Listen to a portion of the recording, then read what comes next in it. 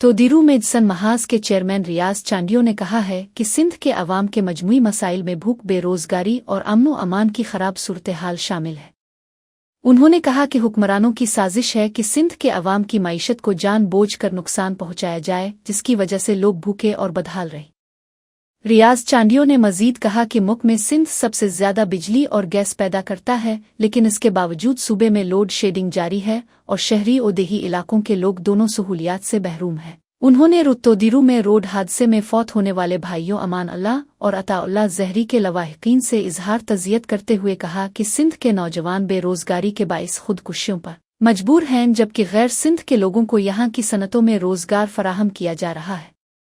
انہوں نے کہا کہ سندھ خوشحال ہے مگر ہاتھوں ہاتھ بے روزگاری اور معاشی تباہی کی جا رہی ہے، امن و امان کی صورتحال بحرانی ہے اور پولیس اور رینجرز کے باوجود شہری سرعام لٹتے اور پھر جاتے ہیں۔ انہوں نے اعلان کیا کہ جسن محاذ نے عوامی اور سجا رابطے کی مہم شروع کی ہے تاکہ سندھ کے وسائل اور دولت سندھ کے عوام پر خرچ ہو، جس کے لیے صوبے کے شعور اور سیاسی دھروں سے رابطہ کیا جائے گا۔